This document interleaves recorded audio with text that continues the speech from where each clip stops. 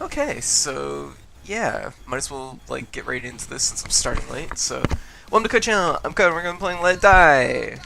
We're gonna do stuff. Unfortunately, I wasn't able to play it much yesterday, but we'll get a little bit on stream today. Open up our daily box, see what we got. It's blue apparently. We got a gold frog. who who doesn't want a gold frog?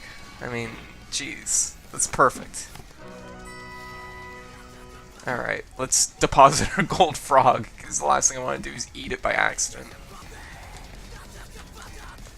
Which is a realistic possibility in this game. Let's just take it slow. Also, there is stealth in this game. Nope. Not gonna... That's not gonna work. They got a butterfly knife. Let's... Okay. There we go. Okay. Now the trick to the game is unlike Dark Souls, if you die, you actually have to go to the floor where you died, or potentially your body can move between floors, and then kill your old body, because your old body will still be, it will fight you, basically, when you get there. And that's how you get all your gear and stuff back. Which is a very different approach from Dark Souls, and it's much scarier, because if you die with pretty decent stuff, you're going to be fighting someone that's actually pretty hard to beat. Okay, here we go. What do you got? Okay, machete. Machete's really good. Okay.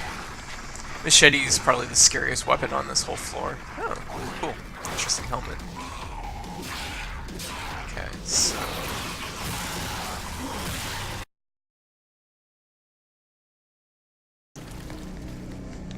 But anyway, so part of the trick of this game is individual bodies level up, but you will be cycling and deleting bodies, basically.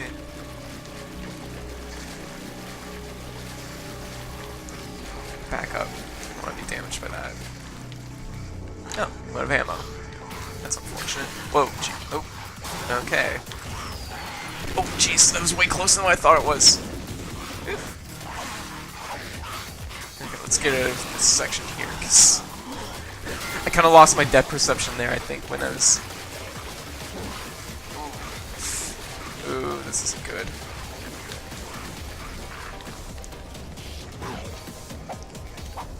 Camera, come on.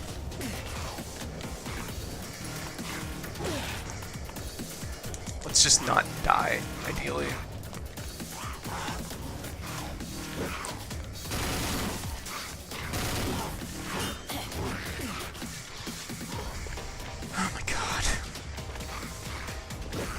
I guess it's something I need to keep in mind, which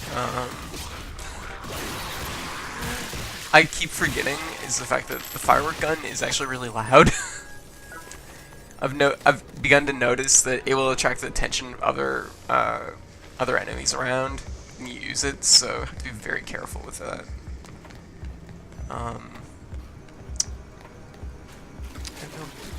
I don't have any bullets for any of my guns except for this one firework gun.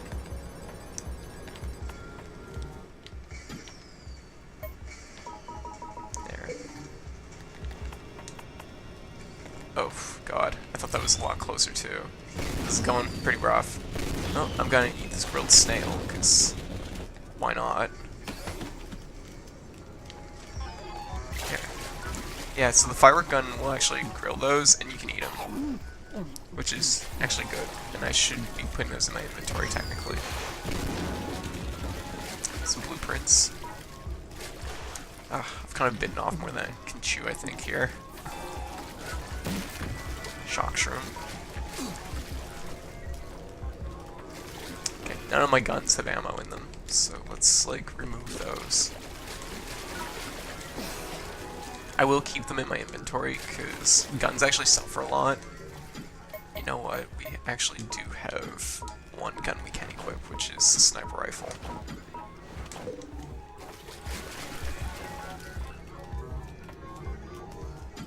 Oh wow. Okay, no, those are just regular guys. I'm not too worried about them.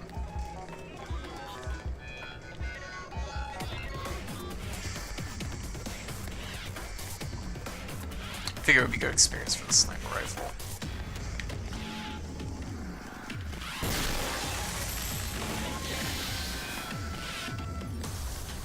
Okay, I'm pretty sure there's a guy around this corner, so...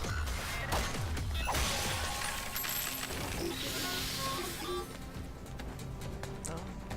Is he like under the stairs? He's under the stairs. Oh god. He's an AI. It's especially bad.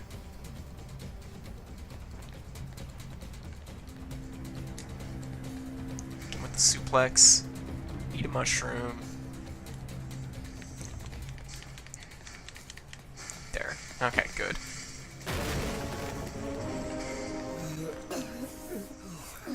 Nothing from them? Jeez. Nothing much left.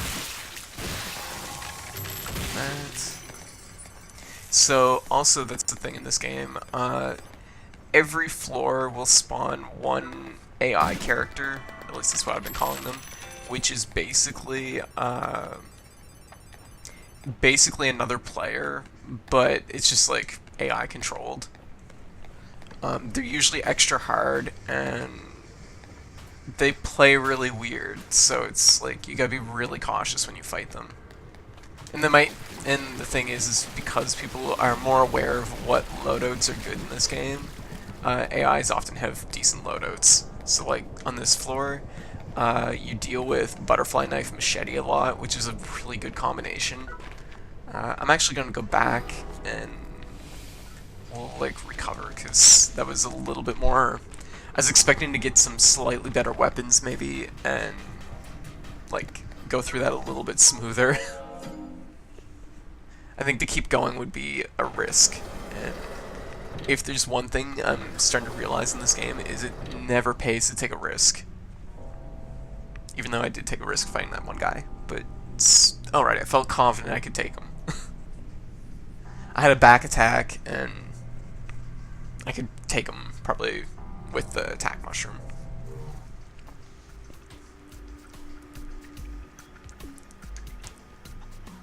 Little map of what we just did.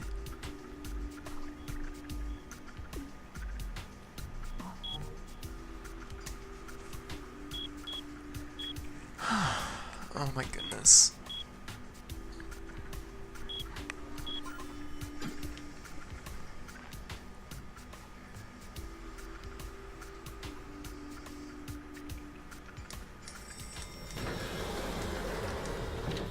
Cash out a little bit of money. Oh, new item box. I probably won't open until tomorrow. Yep. Okay, let's spend some experience. Also, since the last stream, which kind of went downhill really quickly after I died, since the last one, I did go in and remake a character, because I apparently have class 3 characters now, so I went in, made a class 3, and I've been working on them, so they're just about max level. What'd I get? Iron Claw! Okay, I've never seen that before. Interesting. What's it require? Oh, scratch metal that I don't have. Because I sold all my scratch metal because I was like, oh, why would I need this? It's so common, and now I don't have any, and it's made life very hard.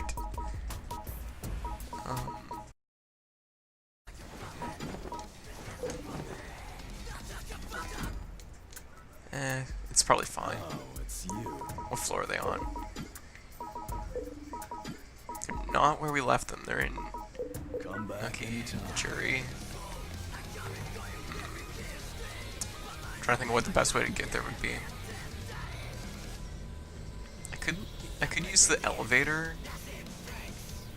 I could use the elevator to go up and then go there. That might be the best way to do it. Also, something I noticed with a little bit I was playing yesterday, this map changes from day to day, which is really surprising. Certain rooms open up that aren't available on other days. So like yesterday, Winoki was actually on this side of the floor, and none of these floors here were there. So that's an interesting twist. So your actual like way you work through the map will differ from day to day. So that was an interesting discovery. I think rooms you've been to always stay open, but there's like extra rooms sort of around the map that you can potentially go to. And also not every floor, or like not every floor will have the same amount of rooms. Some are very small, some are very large. And I know at least one of them is just a shop floor, so we're just gonna go through the first floor and go to Winoki that way. Since that will save us like some elevator money, which is probably a good thing. Firework launcher. I think it's level 18 right now. Probably once I get this thing maxed out, I'll probably avoid using it because I have a habit of killing myself with it. Because for some reason the very first gun they give you has AoE effects.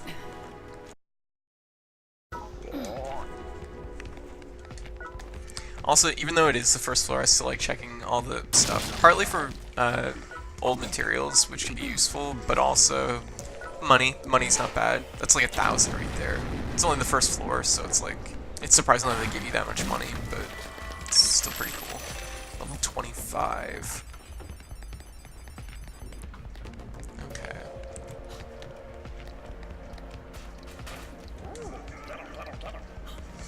Oh wow, I got them.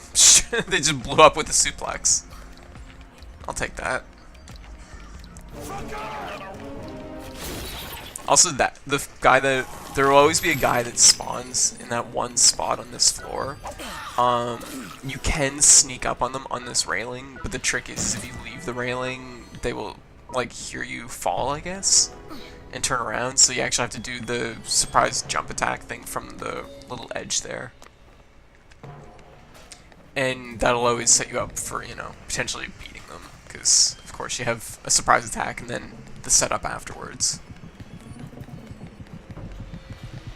It's one of the few floors where there's a real consistent way to beat an AI. AIs are usually just kind of randomly thrown throughout the floor somewhere. I think I get the impression, actually those are pretty good pants. I get the impression the way it's like set up is it'll randomly replace one of the enemies with the AIs. And the AIs will try and work their way through the floor too, so oftentimes you're meeting them as they're fighting through the floor.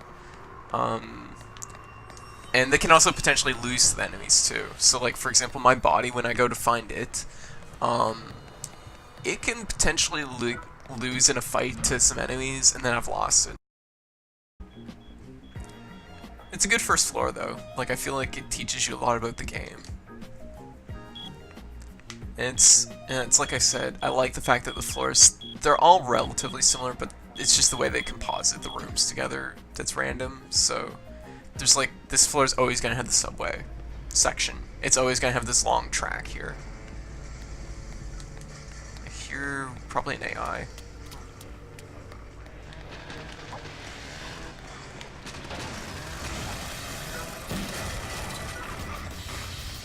Hammer. Oh, jeez. Ah, jeez. Where'd you come from?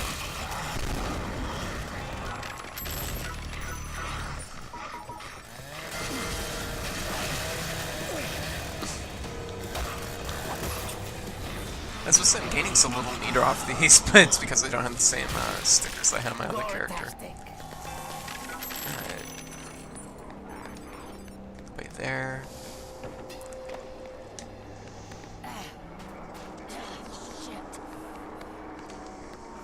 Oh shit. Let's step back.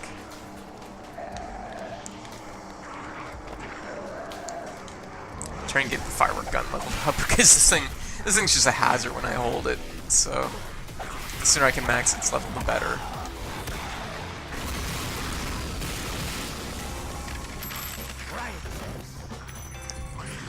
Straps, nope, don't need those.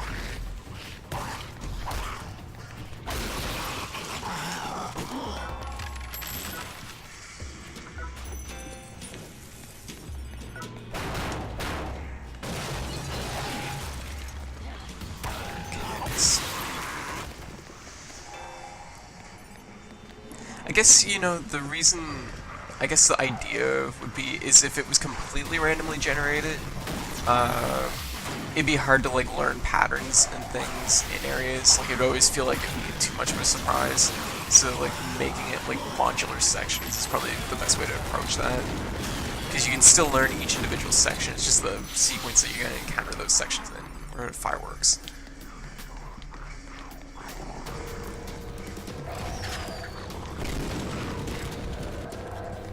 So at least this way it still kind of stays fair to the player. They're not going to just get hit by a really difficult layout or, you know, something like that.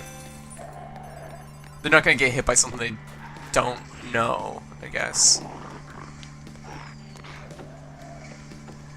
As long as they've, you know, been to the floor, of course.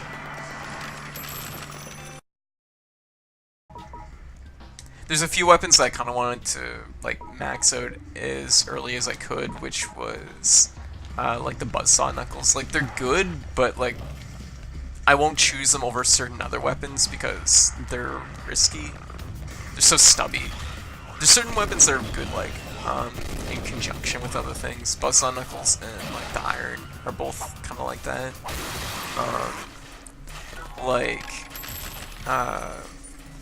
How to put it? Like you open with cans. You open with like something like a punch or a hammer swing, and then you go into like buzzsaw knuckles or the iron, and it works well. But like just trying to fight somebody with an iron or the buzzsaw knuckles is really hard, especially when you're going up against something like hammer or machete or butterfly knife, which just kind of does what it just has more range. So it's like, dude, it still cost me 1,000 to go that far. I'm really surprised. I was expecting I was gonna save some money going this way.